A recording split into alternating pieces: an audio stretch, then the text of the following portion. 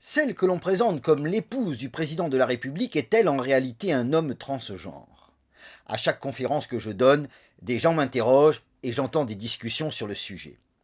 J'ai donc lu les faits et documents consacrés à l'enquête de Xavier Poussard. Pour l'heure, une seule question m'intéresse. Brigitte est-elle un homme?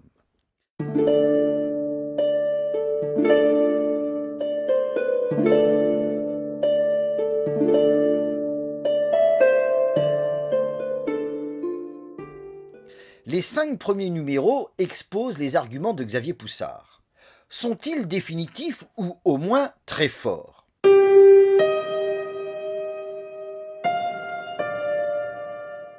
La lecture apporte la réponse.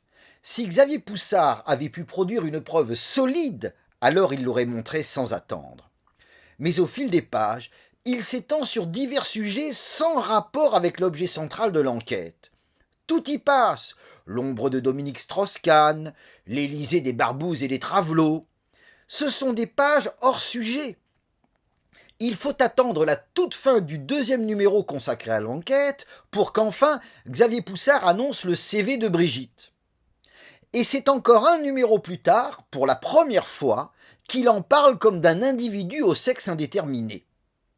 Page suivante, il note que sur de très nombreuses photos, Brigitte porte une écharpe.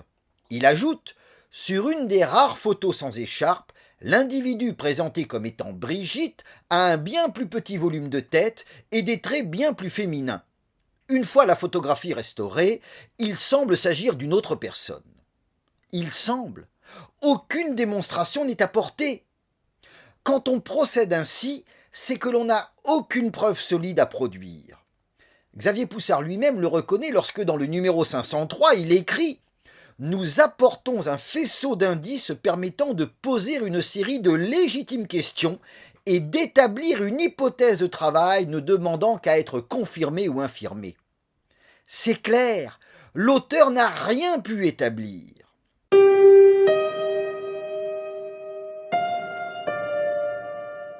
Dans le numéro 528, Xavier Poussard est devenu catégorique. L'affirmation selon laquelle Brigitte était née homme sous le nom de Jean-Michel Trogneux est parfaitement fondée, écrit-il. Qu'a-t-il apporté de vraiment nouveau? À mes yeux, rien d'autre que des tests de reconnaissance faciale réalisés à l'aide d'un logiciel chinois.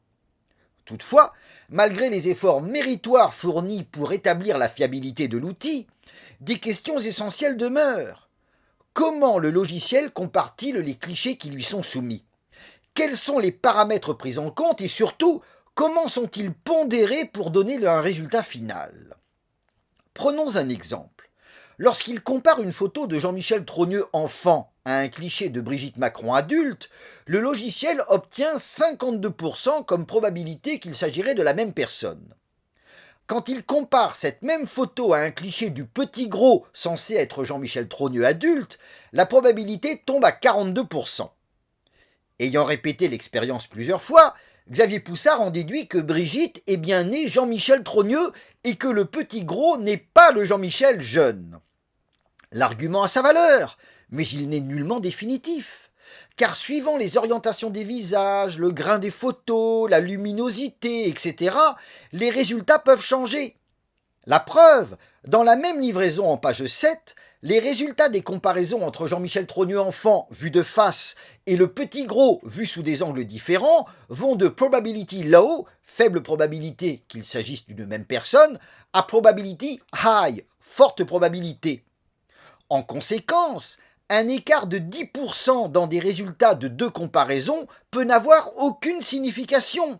La marge d'erreur est trop grande. J'ajoute qu'une photo fortement pixelisée diminue l'efficacité du logiciel. Or, c'est le cas de la photo du mariage de Brigitte Trogneux en 1974 que Xavier Poussard utilise dans le numéro 532. Les faibles pourcentages obtenus quand il la compare à des clichés plus modernes et non pixelisés de Brigitte Macron ne prouvent donc pas grand-chose. De même, la reconnaissance faciale échoue très souvent lorsque les deux visages comparés sont visibles sous des angles différents. Dès lors, il n'est pas surprenant que les comparaisons de Brigitte Trogneux photographiée de profil en 1976 où la communiante, photographiée de 3/4 et portant un foulard sur la tête, avec Brigitte Macron vue de face des années plus tard, donne des pourcentages bas. La force probante de toutes ces comparaisons m'apparaît faible, voire très faible.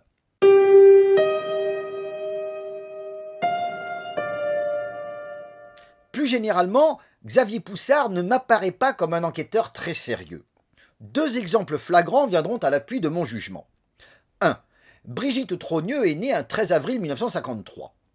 Dans le numéro 500, Xavier Poussard, fidèle à sa méthode, instille le doute en écrivant « Il est étrange que la date de naissance de Brigitte n'ait été rendue publique qu'en 2016. » Il ajoute « Dans l'histoire, le 13 avril 1953 est la date du lancement de MKUltra, le tristement célèbre programme de contrôle mental de la CIA. » Puis il exhume un faire-part de naissance paru dans la presse et portant la date du 14 février 1953. Enfin, il s'interroge. Pourquoi Sylvie Blomel n'a-t-elle pas rapporté cette petite incohérence une de plus? Avec ses insinuations sous forme interrogative, Xavier Poussard suggère l'existence d'une intrigue destinée à cacher que Brigitte ne serait pas née le 13 avril 1953. Mais dans le numéro 531, en première page, il publie finalement l'acte de naissance de Brigitte Trogneux, le 13 avril 1953 à 15 h. Il n'y avait donc aucune intrigue. 2. Considérons maintenant la photo de mariage de Brigitte Trogneux avec André Osière en 1974. Dans le numéro 501, en page 8, Xavier Poussard, toujours fidèle à sa méthode, instille le doute sur son authenticité en soulignant que ce faire-part de mariage ne mentionne aucun prénom en dehors de celui du maire, que la cérémonie n'a pas été rapportée dans le carnet mondain du Courrier Picard comme les Trogneux en ont l'habitude, et que Brigitte ne ressemble pas à l'actuelle Madame Macron. Dans le numéro 504, il confirme. Le cliché a été soumis à un graphiste professionnel ayant officié dans une grande agence de communication parisienne. Sa conclusion ? L'analyse laisse à penser qu'il y a eu un assemblage entre plusieurs photographies avec essentiellement l'ajout d'un bloc comprenant Simone et Jean Trogneux. Bref, une falsification grand style pour cacher une vérité inavouable. Dans le numéro 527 toutefois, patatras, la baudruche se dégonfle. Le même faire-part ayant aussi paru dans La Voix du Nord, l'auteur admet son authenticité et ajoute que la photographie représente bien Brigitte Trogneux et André Osière. Preuve que révéler des anomalies et demander l'avis d'un professionnel resté anonyme ne permet pas toujours de porter des conclusions exactes. On m'objectera que Xavier Poussard a honnêtement corrigé. J'en conviens. Mais trop de questions formulées dans son enquête restent sans réponse. L'auteur se contente de relever des incohérences, des erreurs, voire des mensonges divers, mais sans apporter une seule preuve solide concernant le sujet central, le sexe de Brigitte. En conclusion, malgré le travail incontestable fourni, à mes yeux, l'enquête menée par Xavier Poussard échoue à démontrer que Brigitte Macron serait un homme transgenre.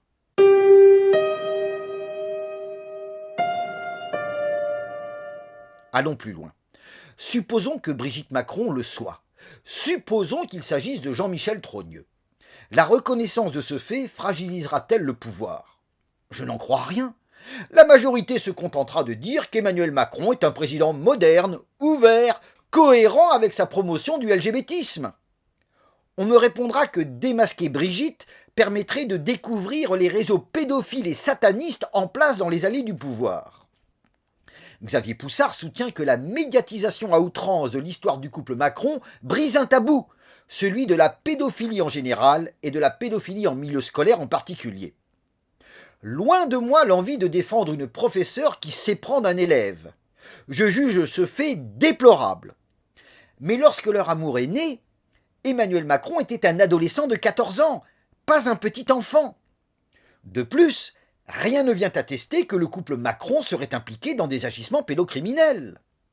Xavier Poussard évoque l'ambiance pédocriminelle qui émane de l'entourage proche du couple présidentiel.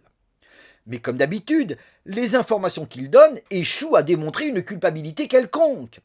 Certes, Emmanuel Macron a nommé Pascal Dumay, condamné en 2010 pour téléchargement et diffusion d'images pédopornographiques. Il a en outre reconduit Jacques Lang, dont le nom est apparu au fil des ans dans nombre d'affaires de ce genre.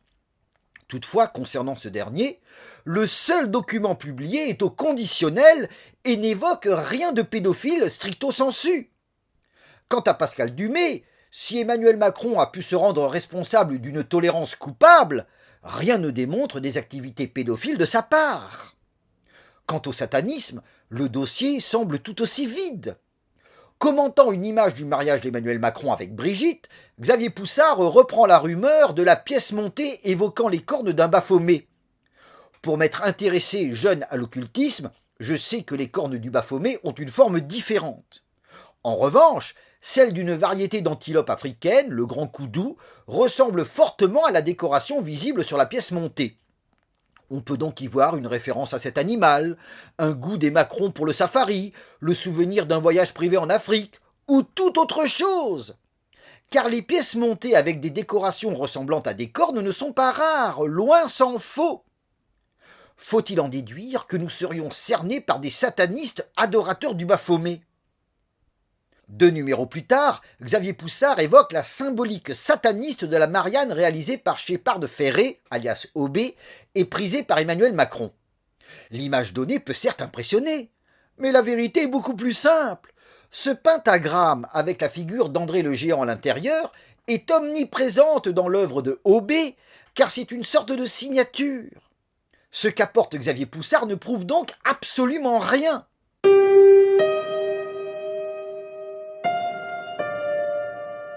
Je n'ai aucune sympathie pour le pouvoir macroniste, mais je refuse d'accorder foi à des accusations formulées trop à la légère.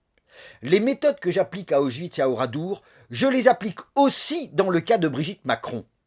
Si c'est un homme, et si le couple Macron participe à des cérémonies d'essence satanique avec orgie, pédophilie et meurtre rituel d'enfants, ce qui reste possible après tout, j'exige des preuves solides.